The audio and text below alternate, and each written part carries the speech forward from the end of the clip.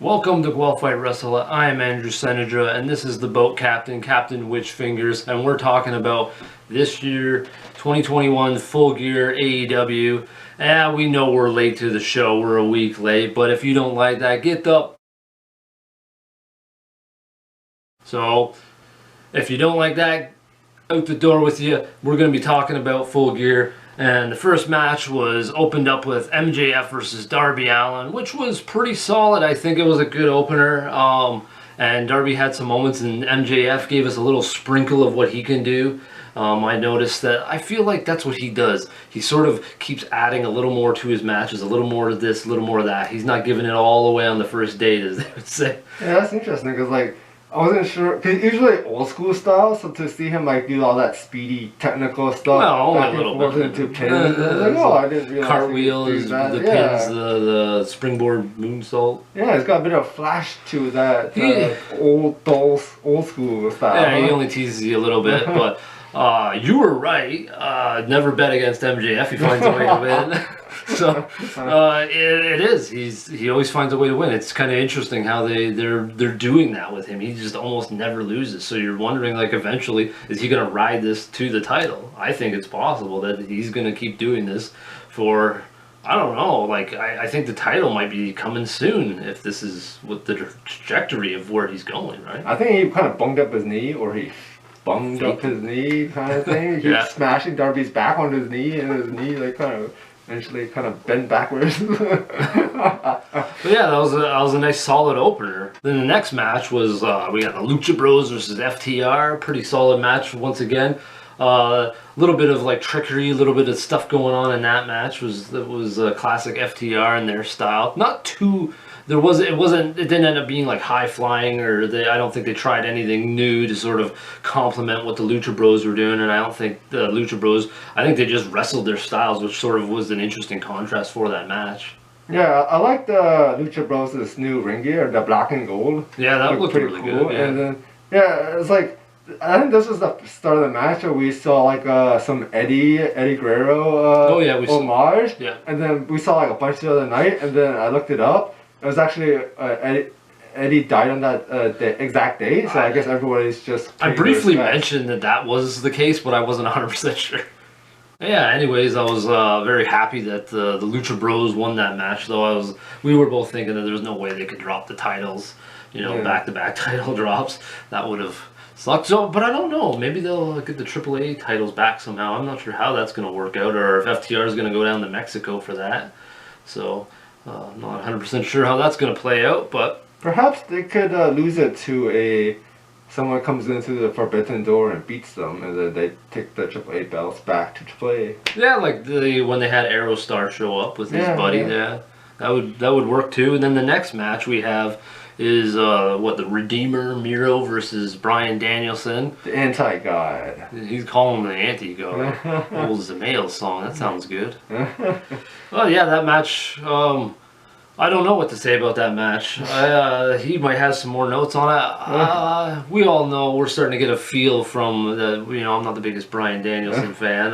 Those is an old school match type kind of thing, like what you see from the other promotion. And it was kind of funny where you see Daniel Danielson kind of punching and kicking Miro. Miro just standing there, just absorbing it all, and then he just boots Miro. Boots Daniel, and Daniel's flying.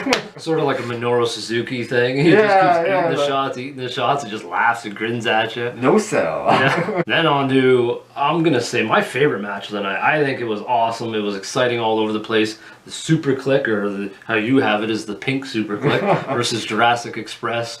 Moments all over the place, a lot of craftiness, a lot of thought out things. You got Christian Cage going way up there in the crowd, diving on guys, diving on Cutler and Naka. And then you got the moments on the cool ass ramp, all that stuff going down.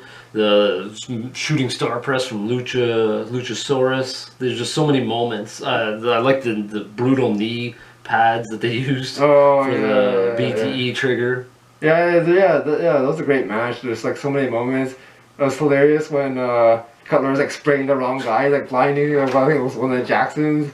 And then Magic. I don't remember who exactly. And that's brutal to see poor Jungle Boy eating the thumbtacks in his mouth, and then he gets booted. It's like, oh man, his mouth's gonna be sore. Good thing is, like, I'm pretty sure they just, you know, they make sure to kick you up here and actually not in the mouth, just in case. You know, you don't want to be. Oh, I couldn't imagine swallowing a thumbtack. I'm not sure how that would go. But yeah, it was a really solid match. A lot of hard hitting moments, that's for sure. I definitely think that was my favorite spot of the night.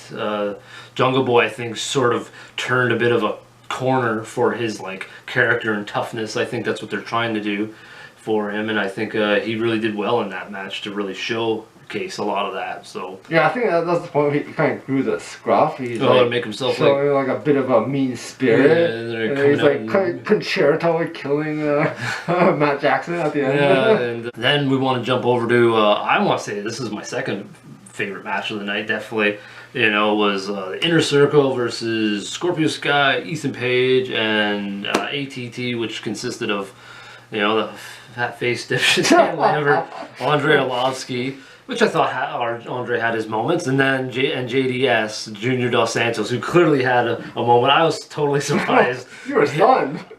Dude did a standing moonsault. I know he's athletic, but it was kind of cool to see. You can already see, like, within 2 matches, he's actually doing not too shabby. Yeah, that's pretty sort of like Anthony Ogogo, right? You're taken back by it a little bit. Yeah, it's funny to see that what do you call him, dipshit. Fat face dipshit. He's like running around, prancing around, giving everyone fingers. He's like hiding around in his like velvet jumpsuit, running around. Yeah, Dan Lambert does add a lot to some of that stuff, some of the matches and things. It's interesting that he can take some of the things that he does too. I'm pretty sure he's in his 50s, so. And you see that move where Sammy climbs up the ladder, does that senton kill somebody? I think he nearly killed himself. He like pulled his ribs. He's yeah, like, and he definitely had his ribs. He definitely had his ribs taped up for his match this week against Jay Lethal. Yeah. So yeah, I think it overall was a pretty solid match considering you had like. What were you going to do with Dan Lambert? Can you really beat him up? What do you want to do with him? So they made that work, and JDS and Andre Arlovsky really made their parts work considering they're not wrestlers. This is all like brand new to them pretty much. So, you know, I thought it ended up being pretty damn solid in my opinion. Yeah, it's pretty good. It's funny to see Hager running around beating people with toasters. Oh yeah, yeah. The weapons were really good too. So, that was my second favorite match. I thought it was pretty damn solid. And then on to the final match. Kenny Omega versus Hangman. Cowboy shit. Interrupted me. Adam Hangman. Or Hangman Adam Page, however you want to say it. Yeah, ended up being a really solid match of the night. In my opinion, I think it was really good. But I gotta say, I liked the last year's match at Full Gear, Kenny versus Hangman, for that #1 contendership just a little bit more. But albeit, you know, Kenny has been on this roller coaster schedule, defending belts all over the place. The hardcore matches have taken a toll on his body. You know, we predicted that he was going to lose these matches and then he was eventually going to sort of go away. We also thought that like the long plot storyline, since we love our long story arcs in mangas and in comics, that this was going to happen a long time ago, like when they were tagging up. And then sort of the turmoil within the tag team between Kenny and Adam, and then them falling out. We knew that like when Kenny went solo that this was sort of the long-term storytelling. I think that sort of popped up, according to Tony Khan and some of the people out there, that this was the direction. And it's impressive. It's cool to see that there's these long story arcs that they're developing.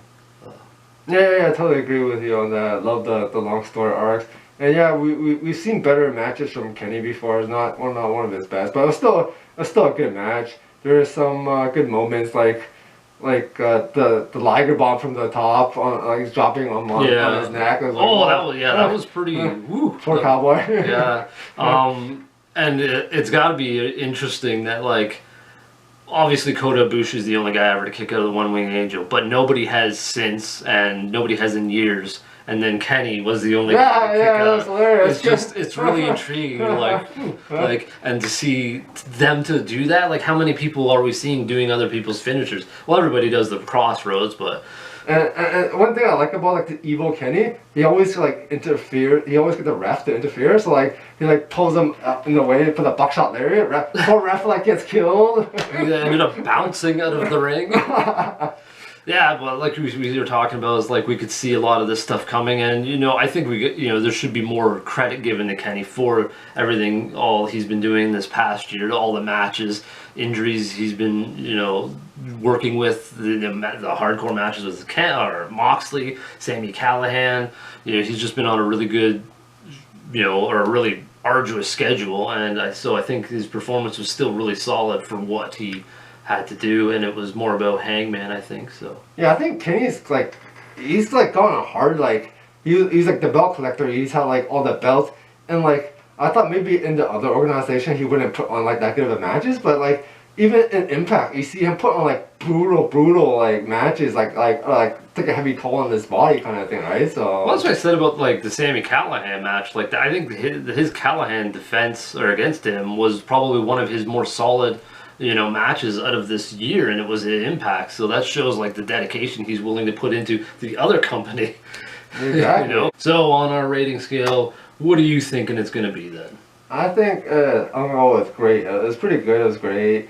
Also, I want to go to that. I'm two-time winners. Oh, like yeah. my predictions, like I was right for like every single one. Well, it's because I wanted Miro to win. I couldn't choose Brian Danielson. It's my fault. I wanted Miro to win that much, or I would have went with your thoughts.